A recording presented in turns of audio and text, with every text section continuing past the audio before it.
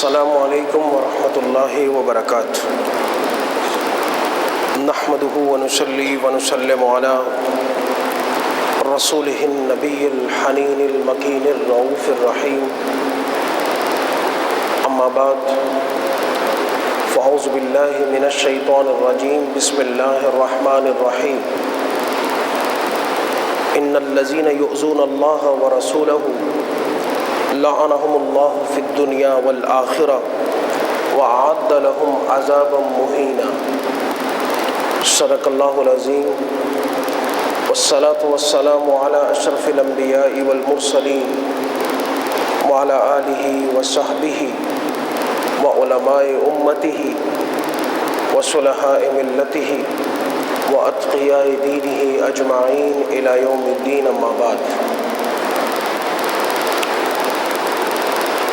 اللہ سبحانہ و تعالیٰ نے سورۃ النساء میں یہ ارشاد فرمایا کہ وہ لوگ جو اللہ اور اس کے رسول کو تکلیف دینے والے ہیں، ایذا دینے والے ہیں، ستانے والے ہیں، لعنہم اللہ، اللہ سبحانہ و تعالیٰ نے ان پر لعنت فرما دی ہے، فی الدنیا والآخرہ، ان کی دنیا کی زندگی میں بھی اور آخرت کی زندگی میں بھی ان پر لعنت کا یہ سلسلہ عذاب کی شکل میں جاری و ساری رہے گا۔ اور پھر فرمایا وَلَهُمْ عَذَابٌ مُّهِينٌ، اور ان کے لیے نہایت اہانت آمیز عذاب اللہ کے ہاں تیار کیا گیا ہے۔ اس آیہ مبارکہ میں اللہ سبحانہ و تعالیٰ نے خود اپنے آپ کو اپنے محبوب پاک صلی اللہ علیہ وسلم کے ساتھ برابر رکھ کر یہ فرمایا کہ جو لوگ اللہ کو تکلیف دیتے ہیں اور اس کے رسول کو تکلیف اور ایذا دینے والے ہیں، تکلیف ایذا یہ جسمانی معاملہ ہے، یہ وجودی معاملہ ہے۔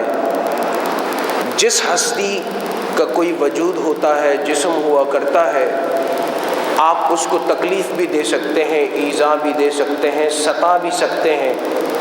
آپ اس کو دھمکا بھی سکتے ہیں، لیکن اللہ سبحانہ و تعالی جسم اور جسمانی حیات سے پاک ہے۔ اللہ نور السماوات والارض، اللہ زمین اور آسمان کا نور ہے، انسانوں کی طرح اور بشر کی طرح وہ یہ مادی جسم نہیں رکھتا، لیکن اپنے محبوب پاک صاحب لولاک صلی اللہ علیہ وسلم کی تعظیم کے لیے یہ فرمایا کہ دراصل جو اللہ کے رسول یعنی اللہ کے محبوب کو تکلیف دیتے ہیں، وہ اللہ کے محبوب کو تکلیف بعد میں دیتے ہیں، اللہ کو تکلیف پہلے دیتے ہیں۔ رسول کو ایذا بعد میں دیتے ہیں، اللہ کو ایذا پہلے دینے والے ہیں، اور رسول کی اہانت اور توہین بعد میں کرتے ہیں، اللہ کی توہین اور اہانت پہلے کرنے والے ہیں۔ اس لیے فرمایا کہ ان الذین یؤذون اللہ ورسولہ، کہ بے شک وہ لوگ جو یہ تکلیف دیتے ہیں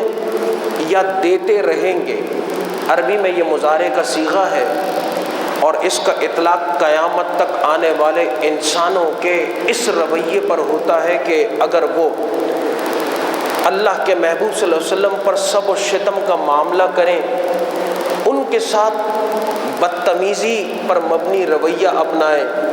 ان کی گفتگو میں، ان کے گفتار میں، ان کے قول میں،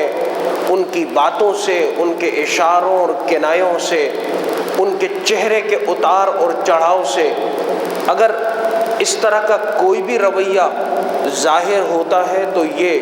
حضور علیہ الصلاۃ والسلام کی اہانت پر مبنی رویہ ہے، اور ایسے لوگوں کو اللہ سبحانہ و تعالی مستقل طور پر دنیا کے اندر بھی اپنے عذاب میں بصورت لعنت کے مبتلا فرمائے گا، اور آخرت میں ان کا معاملہ تو ہے ہی اللہ کے پاس۔ سلمان رشدی نے جب سیٹنک ورسز لکھی اور لکھ کر کے وہ وہاں روپوش ہوا، ملکہ برطانیہ کی آشیرواد حاصل رہی اور M5 کی سیکیورٹی کو اس پر مامور کیا گیا، لیکن اس نے اپنے کئی دوسرے مضامین میں لکھا کہ میری نہ راتیں سکون سے گزرتی ہیں اور نہ میرے دن سکون سے گزرتے ہیں، میں اس حالت میں ہوں گویا کہ اپنے گھر کے اندر قید میں ڈال دیا گیا ہوں، بغیر اجازت کے اپنے گھر کے ایک کمرے سے دوسرے کمرے تک نہیں جا سکتا، بغیر اجازت کے اپنے گھر کے افراد بلکہ اپنی زوجہ سے بھی ملاقات نہیں کر سکتا، اور بغیر سرکاری پرمیشن کے میں اپنے گھر سے باہر نہیں نکل سکتا۔ اللہ سبحانہ و تعالی مستقل طور پر سب و شتم کرنے والے ایسے لوگوں پر اپنی لعنت کو مسلط فرما دیتا ہے۔ دنیا کے تمام ادارے ان کے جسم اور جسمانی تحفظ پر مامور ہو سکتے ہیں، لیکن ان کی روح کی آسودگی کو، ان کے نفس کے اطمینان کو رب تعالیٰ ان سے چھین لیا کرتا ہے، کیونکہ اللہ سبحانہ و تعالیٰ کو یہ بات برداشت ہے کہ کوئی شخص کافر ہے تو وہ کافر رہے، کوئی شخص ملحد ہے تو وہ ملحد رہے، کوئی بے دین ہے تو وہ بے دین رہے، کوئی اپنے ماں باپ کے مشرکانہ مذہب پر ہے تو وہ اس مشرکانہ مذہب پر اپنے دم آخری تک قائم و دائم رہے۔ اللہ سبحانہ و تعالیٰ کو یہ ساری باتیں برداشت ہیں، لیکن جو بات قابل برداشت نہیں ہے وہ یہ ہے کہ اس کے محبوب پاک صلی اللہ علیہ وسلم کی اہانت کے ارتکاب کی طرف بھی کوئی شخص توجہ کرے، اور اس لیے کسی شخص کا اپنی زبان سے، اپنے عمل سے، اپنے تحریر سے، اپنے فعل سے اگر کوئی اہانت کی صورت بنتی ہو، ایسا شخص اگرچہ کہ ماں باپ کے ہاں مسلمان بھی پیدا ہوا ہو لیکن وہ دائرہ ایمان سے نکل جایا کرتا ہے، کیونکہ ایمان کی اساس اور بنیاد یہ ذات رسالت مآب صلی اللہ علیہ وسلم ہے۔ آپ صلی اللہ علیہ وسلم ہم سب کے لیے مرکز ایمان ہے۔ اللہ کو تو یہودی بھی مانتے ہیں، عیسائی بھی مانتے ہیں، اور دنیا کے تمام مظاہر کی پوجا کرنے والے جتنے لوگ ہیں وہ سب کسی نہ کسی شکل میں، کسی نہ کسی صورت کے تحت، کسی نہ کسی تصور میں خدا پر اور تصور خدا پر یقین رکھتے ہیں، لیکن تمام مذاہب اسلام کے ماں سوا جس ہستی کا انکار کرتے ہیں اور جس ہستی کو ماننے سے گریز کرتے ہیں وہ ذات رسالت مآب صلی اللہ علیہ وسلم ہے، اور اسی لیے آپ صلی اللہ علیہ وسلم کی ذات پاک مدار ایمان ہے ہم سب کے لیے۔ اور اگر کسی کا آپ صلی اللہ علیہ وسلم کے ساتھ ایمان کا یہ معاملہ کمزور پڑ جائے تو خود بخود ایمان کمزور پڑ جاتا ہے، اور حضور علیہ الصلاۃ والسلام پر ایمان لائے، آپ کے ساتھ محبت کیے اور آپ کے ساتھ عشق کے اظہار کے بغیر کسی کے بھی ایمان کی دو کوڑی کی بھی اہمیت اللہ کی نگاہ میں نہیں ہے۔ کوئی لاکھ دعویٰ کرتا پھرے، لیکن اگر اس کے دل میں بھی ذرہ برابر حضور صلی اللہ علیہ وسلم کے لیے تنقیص موجود ہے، آپ صلی اللہ علیہ وسلم کی ذات پاک، آپ کی سیرت پاک، آپ کی سنت مبارکہ، اس کے حوالے سے اس کے دل اور دماغ میں معمولی سی بھی کوئی بات آ رہی ہے تو کبھی بھی فتویٰ دل کے حالات اور معاملات پر نہیں دیا جاتا۔ انسان کیا سوچتا ہے، اس کی سوچ، اس کا خیال کیا ہے، اس پر فتویٰ نہیں دیا جاتا، لیکن اللہ سبحانہ و تعالی ہمارے خیالات سے کما حقہ آگاہ ہے، وہ جانتا ہے، اور اسی لیے اگر کسی کے دل میں یہ بات پیدا ہو گئی ہے تو ہو سکتا ہے کہ مسلمانوں کے ساتھ اٹھ بیٹھ کر کے اپنے ایمان کا اقرار بھی کرتا ہو، لیکن اگر اس کا تصور دین، اس کا تصور تعلق بالرسول اور اس کا تصور محبت رسول وہ ختم ہو چکا ہے دل سے، تو ایماناً اور شرعاً اس کا اب کوئی دین باقی نہیں رہتا۔ کوئی اس پر حکم لگائے یا نہ لگائے، لیکن اللہ کی بارگاہ میں اس کا یہ ایمان قطعاً قابل قبول نہیں ہے۔ اللہ سبحانہ و تعالی گناہوں کو معاف فرما دیتا ہے، گناہ چھوٹے ہوں یا بڑے ہوں، جن کو ہم صغیرہ اور کبیرہ گناہ کہتے ہیں، ان سے صرف نظر ہو جایا کرتی ہے۔ بندہ زندگی کے آخری ایام میں توبہ کر لے تو اس کی اس توبہ کو بھی اللہ اپنی بارگاہ میں قبول فرما لیا کرتا ہے کہ بندہ بشر تھا، اس سے غلطی بھی ہو سکتی تھی، چوک بھی ہو سکتی تھی، اس نے عمدن یا ارادتاً کوئی کام غلط کر دیا، گناہ کا کام کیا، اللہ سبحانہ و تعالیٰ صرف نظر فرما دیتا ہے۔ لیکن اگر اس کی زبان سے اور اس کے عمل سے یا اس کے چہرے کے اتار چڑھاؤ سے حضور علیہ السلام کی ذات مبارکہ کے بارے میں کوئی معمولی سا بھی بے ادبی اور توہین کا شائبہ پیدا ہو گیا تو اس کا ایمان ختم ہو جاتا ہے، ایمان غارت ہو کر کے رہ جاتا ہے، اس کی ایمان کی کوئی وقت نہیں ہو سکتی۔ صحابہ کرام رضوان اللہ تعالی علیہم اجمعین کے دور مبارک میں جس شخص کے بھی ایمان کی بابت پتہ کرنا ہوتا تھا کہ اس کا ایمان کس درجے پر ہے، یا وہ مومنوں کے دائرے میں ہی داخل نہیں، منافقوں کے زمرے میں داخل ہے، اس تعلق کا پتہ اس کے حضور علیہ السلام کے ساتھ محبت، عقیدت اور احترام سے لگایا جاتا تھا۔ اس کی زبان سے جو الفاظ نکلتے تھے صحابہ کرام اس سے پکڑ لیا کرتے تھے کہ یہ شخص مسلمان ہے کہ منافق ہے۔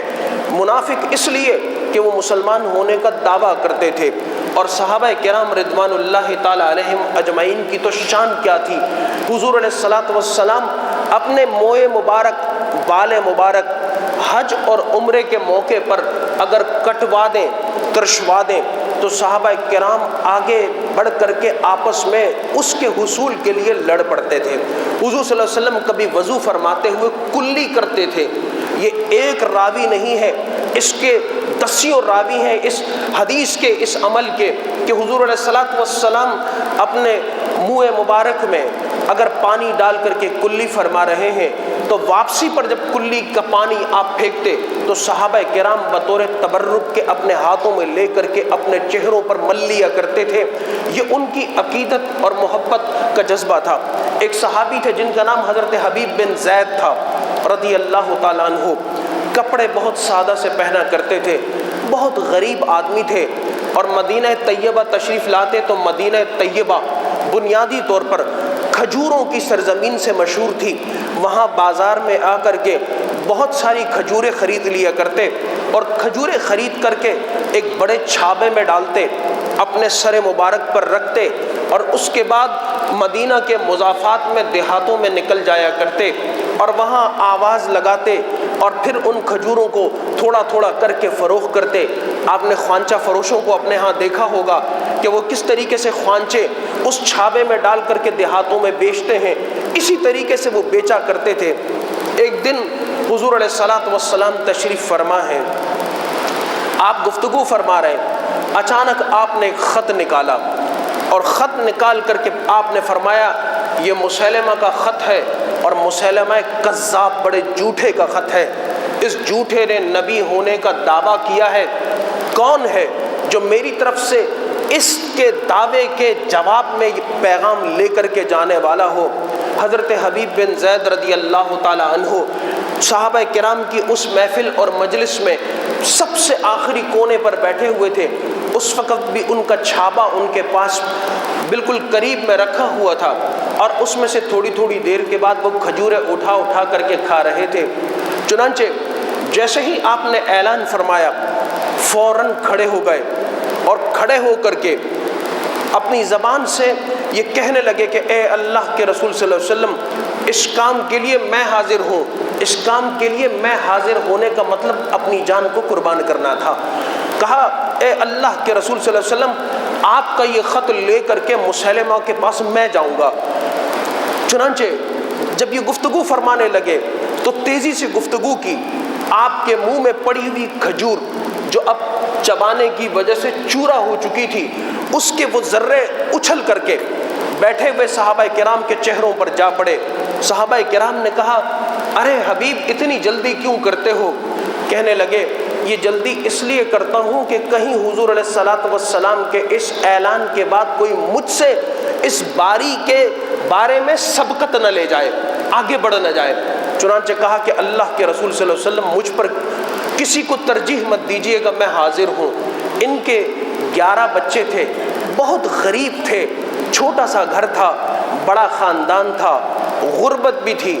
فقر بھی تھا،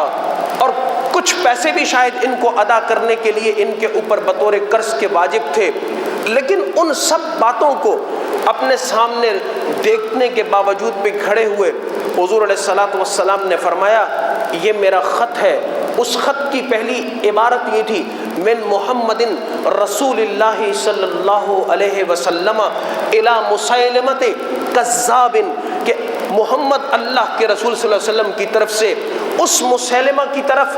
جو جھوٹا ہے، مکار ہے، اس کی طرف۔ اور اس کے بعد اس خط کا متن پورا کا پورا درج تھا۔ یہ خط اپنے ہاتھ میں لیتے ہیں حضور علیہ الصلوۃ والسلام، اس کے ساتھ 2 چیزیں اور عنایت فرماتے ہیں۔ ایک نیزہ ہوتا ہے، ایک گھوڑا ہوتا ہے، کہ اس کی پشت پہ بیٹھ کر کے سوار ہو کر کے جا کر کے بنو حنیفہ کے سردار مسیلمہ کو یہ خط دے کر کے آپ آئیں۔ یہ پہنچتے ہیں وہاں ان کے خیموں کے سامنے، بآواز بلند پکار کر کے کہتے ہیں کہ میں اللہ کے رسول کا نمائندہ ہوں اور یہ خط تمہارے لیے لایا ہوں۔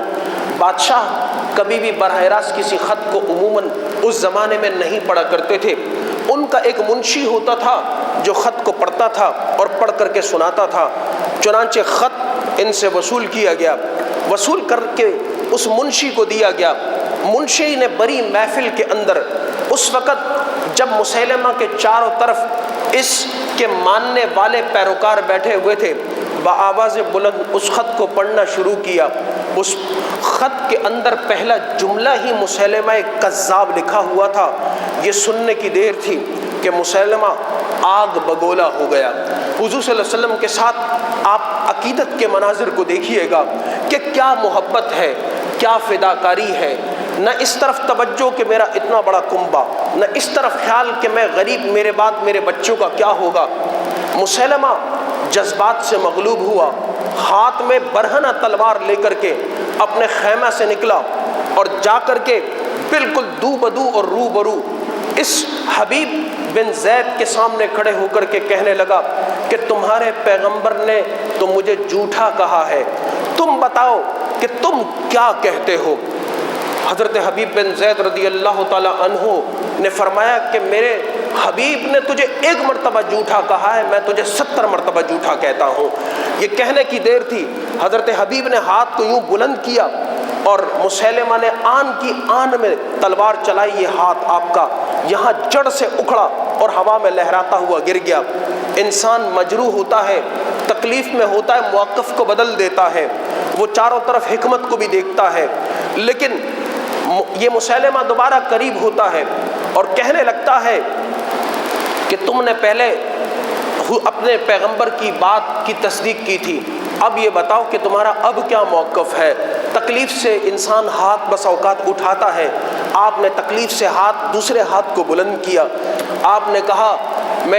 میرے محبوب نے 1 بار یہ فرمایا تھا کہ تو جھوٹا ہے، میں تجھے 100 بار جھوٹا مانتا ہوں۔ ہاتھ بلند کیا، اس ہاتھ کو بھی جڑ سے اس نے کاٹ ڈالا۔ آپ تکلیف کی شدت سے زمین پر گر پڑے، اور جیسے ہی زمین پر گر پڑے اس وقت مسیلمہ آیا اور آپ کے سینے کے اوپر چڑھ کے بیٹھ گیا اور تلوار اس کے ہاتھ میں تھی۔ کہنے لگا اب تمہارا کیا موقف ہے میرے بارے میں؟ آپ فرمانے لگے میرا وہی موقف ہے جو پہلے تھا، اور اب تو میرا اور میرے وجود کا رواں رواں، میرے بدن کا ذرہ ذرہ اس بات کی گواہی دیتا ہے کہ اللہ کے رسول سچے ہیں اور تو جھوٹا ہے، تو مکار ہے۔ یہ کہنا تھا کہ مسیلمہ نے آپ کی گردن کے اوپر تلوار چلائی، آپ شہید ہو گئے۔ حضرت انس رضی اللہ تعالیٰ عنہ فرماتے ہیں ہم حضور صلی اللہ علیہ وسلم کے ساتھ مجلس میں بیٹھے ہوئے تھے، حضور علیہ الصلوۃ والسلام کی اچانک آنکھوں سے آنسو بہنے لگے، آپ کی ریش مبارک پر وہ آنسو لڑکنے لگے۔ ہم نے پوچھا اے اللہ کے رسول صلی اللہ علیہ وسلم آپ کیوں غمزدہ ہو گئے؟ فرمایا کہ میرے حبیب کو کسی نے مسیلمہ نے شہید کر دیا ہے اور اہل جنت ان کی روح کی آمد کے منتظر ہیں، قطار در قطار کھڑے ہیں ان کو خوش آمدید کہنے والے۔ صحابہ کرام رضوان اللہ تعالی علیہم اجمعین نے فدائیت کا جذبہ، سرفروشی کی وہ اعلیٰ علم کے ساتھ والہانہ وابستگی کے تناظر میں قائم فرمائی، جس کو پیش کرنے سے پوری انسانیت قاصر ہے۔ یہ ایک مثال ہے، ہزاروں اس طرح کی دوسری مثالیں موجود ہیں۔ موجودہ سپریم کورٹ آف پاکستان کی طرف سے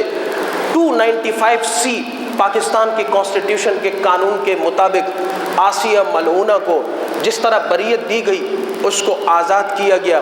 اور پھر اس کے نتیجے میں پورے ملک میں کسی ایک جماعت نے نہیں، کسی ایک گروہ نے نہیں، کسی ایک تنظیم نے نہیں، بلکہ تمام کے تمام وہ لوگ جو جذبہ محبت رسول صلی اللہ علیہ وسلم سے سرشار ہیں، انہوں نے اپنا احتجاج ریکارڈ کروایا۔ اور یہ اس لیے نہیں تھا کہ مسلمان صرف جذبات کی رو میں بہہ گئے۔ حضور علیہ الصلوۃ والسلام کی جہاں بات آتی ہے، اگر مسلمان وہاں بھی جذبات کی رو میں نہ بہہ سکے، وہاں بھی اپنے عشق رسول کا اظہار نہ کر سکے، وہاں بھی ان کے اوپر قدغن اور پابندی لگا دی جائے، تو پھر اسلامی جمہوریہ میں اور پھر سوشلسٹ اور کمیونسٹ جو ممالک ہیں ان میں فرق کیا ہے؟ ایک طرف ہم جمہوریت کی بات کریں اور دوسری طرف وہ دینی موقف کو سننے کو بھی گوارا نہ کریں، جس کے ذریعے سے صرف لوگ اس بات پر احتجاج کر رہے ہیں کہ اس فیصلے میں تمام کے تمام قانونی امور کو ملحوظ خاطر نہیں رکھا گیا، بلکہ جس بات کو بنیاد بنایا گیا، اور کتنی حیران کن بات ہے، اس فیصلے کے شروع میں یہ شعر لکھ دیا گیا علامہ اقبال کا کہ کی محمد سے وفا تو نے تو ہم تیرے ہیں، یہ جہاں چیز ہے کیا لوح و قلم تیرے ہیں۔ یہ تو ہمارے دین کا اور ہماری روحانیت کا، حضور علیہ الصلوۃ والسلام کے ساتھ ہماری وابستگی کی اساس و بنیاد ہے۔ اس بنیاد پر ہونے کے باوجود بھی اگر آپ کا فیصلہ صرف کچھ قوتوں کو خوش کرنا ہو، کچھ لوگوں کو صرف ان کو راضی کرنا ہو، تجارتی مفادات کو سمیٹنا اور لپیٹنا اور لانا ہو، تو پھر افسوس کی بات یہ ہے کہ کل آپ اپنے دین کے نام پر، ایمان کے نام پر ہر قسم کا سودا کر سکتے ہیں، ہم ہر معاملے میں کمپرومائز کر سکتے ہیں، لیکن مسلمان جہاں عشق رسول کی بات آئے گی، توہین رسالت کی بات آئے گی، تو توہین رسالت پر کبھی بھی کمپرومائز نہیں کر سکتا، کیونکہ یہی وہ بڑا صدمہ ہے جو آج بھی مغرب کے دل میں کلبلا رہا ہے۔ پوپ اربن نے 1099 میں یہ بات کہی تھی کہ مجھے لاؤ بتاؤ کہ محمد کیا لائے ہیں، نعوذ باللہ یہ جو لائے ہیں وہ شیطانی مذہب ہے، اور اس کی بنیاد پر صلیبی جنگوں کا آغاز ہوا۔ اس کے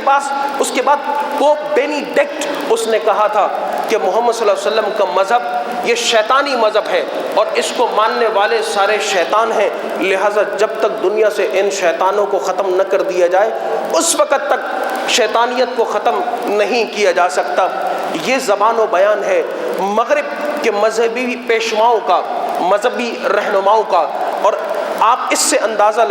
لگا سکتے ہیں کہ ان کا خب سے باطن کہاں ہے۔ ہمارے لوگ، ہماری NGOs، ہماری سول سوسائٹی ہمیں یہ بتاتی ہے کہ یہاں غیر مسلمین کے بھی حقوق ہیں۔ ہمیں اس بات کا آج نہیں، اس وقت بھی پتہ تھا جب ہم اپنی ماؤں کے گود سے اتر کر کے ننھے اپنے گھروں کے صحنوں میں گھومتے تھے کہ دوسرے مذاہب کا احترام کرنا چاہیے، ان مذاہب کے ماننے والوں کی جان کا، ان کے مال کا، عزت کا، آبرو کا، ان کے مذہبی حقوق کا تحفظ کرنا یہ آپ کی ذمہ داری ہے۔ ہمیں اس بات کا آج نہیں پتہ، آج سے 40-45 سال پہلے اس وقت بھی پتہ تھا، اور آج بھی جتنا پاکستان کے اندر اقلیتوں کے حقوق کے تحفظ کے لیے تمام ادارے مستعد ہوتے ہیں، اکا دکا واقعات اگر ان کے ساتھ پیش آتے ہیں تو کون سا پاکستانی ایسا فرقہ ہے، مسلک ہے، مسجد ہے، ادارہ ہے جس کے ساتھ یہ مس ہیپ نہ ہوتا ہو۔ اور کبھی بھی کوئی عالم دین یہ ہرگز نہیں کہتا کہ آپ کسی کے اوپر اس طرح کا کوئی الزام اور بے بنیاد الزام لگائیں اور اس کو سزا دلوائیں، لیکن اگر کسی شخص نے جرم کا ارتکاب کیا ہے تو ہمارے تمام کے تمام فقہا اور مفسرین اور محدثین کی نظر میں اس کا جو ذمہ ہوتا ہے، اس کی جو لائبلٹی اسٹیٹ کے اوپر ہوتی ہے وہ ختم ہو جاتی ہے۔ مجرم وہ مسلمان ہو یا وہ غیر مسلم ہو، قانون کی نگاہ میں برابر ہوتا ہے۔ لیکن یہاں معاملہ یہ ہے جو اصل مجرم ہوتے ہیں وہ چھٹ جاتے ہیں، اور جو مجرم نہیں ہوتے بلکہ ان کو کسی نے ایسی کسی مرغی کی چوری کے الزام میں پھنسا دیا ہوتا ہے، ان کو برسوں جیل ہو جایا کرتی ہے۔ رسول اللہ صلی اللہ علیہ وسلم کا معاملہ عام انسانوں کا معاملہ نہیں ہے، یہ عام لوگوں کا معاملہ نہیں ہے، یہ ایمان کی بھی بات ہے، یہ دنیا میں اپنے بقا کی بھی بات ہے، یہ آخرت میں بھی اللہ کے حضور سرفرازی کی بات ہے۔ اسی پر ہماری حضور علیہ الصلوۃ والسلام کی بارگاہ میں شفاعت موقوف ہے۔ اگر اللہ کے رسول صلی اللہ علیہ وسلم کے ساتھ کوئی حکمرانی کی زبان میں، قانون کی زبان میں، آئین کی زبان میں دھوکہ بازی کرے تو اللہ اور رسول اس بات سے بخوبی آگاہ ہیں کہ ان کے دلوں میں کیا ہے۔ قرآن کریم نے کہا کہ یقولون بافواہہم ما لیس فی قلوبہم، اپنی زبانوں سے یہ وہ بات کرتے ہیں جو ان کے دلوں میں نہیں ہے، اور جو دلوں میں ہے اس کو زبانوں کے اوپر نہیں لاتے۔ آپ بار بار ایک بات سنتے ہوں گے کہ حضور علیہ الصلوۃ والسلام رحمت للعالمین تھے، معاف فرما دیا کرتے تھے۔ آپ بالکل معاف فرمایا کرتے تھے۔ فتح مکہ کے موقع پر آپ نے دشمنوں کو معاف فرمایا، آپ نے بڑے بڑے سرداران قریش کو معاف فرمایا، لیکن وہ مخالفت کرنے والے تھے، وہ دشمنیاں کرنے والے تھے۔ مخالفت اور دشمنی دلیل کی بنیاد پر ہوتی ہے۔ جنہوں نے آپ کی توہین کی، توہین کبھی دلیل کی بنیاد پر نہیں ہوتی۔ کسی کو آپ کی ٹوپی پسند نہیں ہے، کسی کو آپ کا جسم پسند نہیں ہے، کسی کو آپ کی رنگت پسند نہیں ہے، کسی کو آپ کا خاندان پسند نہیں ہے، وہ اس کا ٹھٹا کرے، مذاق کرے، تمسخر کرے اور اس بنیاد پر آپ کو ایذا پہنچائے۔ وہ تمام لوگ حضور علیہ الصلوۃ والسلام نے فتح مکہ کے موقع پر تمام اہل مکہ کو معاف فرمایا۔ آپ نے اپنے بدترین دشمن ابو سفیان کو معاف کر دیا، ابو جہل کے بیٹے اکرمہ آپ نے اس کو معاف کر دیا، ہند آپ نے اس کو معاف کر دیا، لیکن ابن خطل کو بیت اللہ کے پردوں کے اندر وہیں قتل کروا دیا۔ کہا کہ یہ میری توہین کرتا تھا، اور میری توہین سے مراد جو اللہ کے رسول کی توہین کرے وہ اللہ کی بھی توہین کرتا ہے، وہ تمام کے تمام انبیاء کی بھی توہین کرتا ہے، وہ اللہ کی کتابوں کی بھی توہین کرتا ہے۔ اسی لیے انسان کی گفتگو کی ایک حد ہوتی ہے، لمٹ ہوتی ہے، جب اس سے وہ کراس کرتا ہے اور توہین کے زمرے میں اور دائرے میں داخل ہو جاتا ہے تو پھر اس پر اللہ کی طرف سے حد نافذ کر دی جاتی ہے۔ اور یہ صرف قرآن پاک کا فیصلہ نہیں ہے، میرے سامنے بائبل کی کئی آیات موجود ہیں، اور اس کے کتاب الخروج میں یہ بات لکھی ہوئی ہے، کئی دوسرے ابواب میں یہ بات موجود ہے کہ جو اللہ کا مذاق اڑائے، اللہ کے شعار اور شاعر کا مذاق اڑائے، اس کو قتل کر دیا جائے۔ بلکہ یہودیوں کو حکم دیا کہ جو ہفتے کے دن کام کرے، یعنی یہ ان کے حساب سے یوم السبت یہ ہفتے کا دن ہوتا ہے کہ اس دن وہ جو ہے وہ آرام نہ کرے، کام کرے۔ ان کو حکم دیا کہ اس کو قتل کر دو، کیونکہ اس نے اللہ کے حکم کا مذاق اڑایا ہے۔ اور اسی طریقے سے پوری دنیا کا یہ اصول ہے کہ جہاں جہاں توہین کی بات آتی ہے، آپ نے توہین عدالت کی بنیاد پر نہال ہاشمی کا فیصلہ سنا ہوگا کہ اس کو کس طرح سزا دی گئی۔ آپ نے دوسرے لیڈران کا فیصلہ سنا ہوگا کہ توہین کو کوئی برداشت نہیں کرتا، مخالفت دلیل کی بنیاد پر ہوتی ہے اور اس کا جواب بھی دلیل سے دیا جاتا ہے۔ لہٰذا ہم دوبارہ سپریم کورٹ آف پاکستان اور حکومت پاکستان سے یہ درخواست کرتے ہیں کہ اس فیصلے کو ریاست کی طرف سے سپریم جوڈیشل کاؤنسل میں چیلنج کر دیا جائے اور اثر نو اس کے تمام قانونی دفعات اور پہلوؤں کا جائزہ لیا جائے۔ 3 گھنٹے میں اس پورے کے پورے مقدمے کا فیصلہ سنانا انصاف نہیں ہے۔ جس کے پورے اس کے لیے عرصہ 9 برس کا گزر چکا ہے، انصاف کے حصول کے لیے 9 برس تک لوگوں نے انتظار کیا ہے۔ ہماری دعا ہے کہ اس وقت ملک کے حالات وہ بہتری کی طرف گامزن ہوں، اور جو اس وقت ایک سول وار والی کیفیت پیدا ہو گئی ہے، حکومت اور حزب مخالف کے درمیان، مذہبی جماعتوں کے درمیان کشیدگی پیدا ہو گئی ہے، اللہ سبحانہ و تعالیٰ اپنے حبیب کریم صلی اللہ علیہ وسلم کے طفیل ان تمام معاملات کو سدھار کی طرف لے جائے، اور وطن عزیز میں جو آگے جا کر کے فساد اور بدامنی کی صورتحال پیدا ہونے جا رہی ہے، اللہ تعالی ہم سب کو اس سے محفوظ رکھے اور اس مسئلے کا کوئی متفق علیہ حل نکل آئے تاکہ ہم سب کے ایمان عقیدے کا بھی تحفظ ہو اور آئینی اور دستوری ضروریات اللہ تعالیٰ اس کو بھی پورا کر دے۔ آمین وما علینا الا البلاغ المبین۔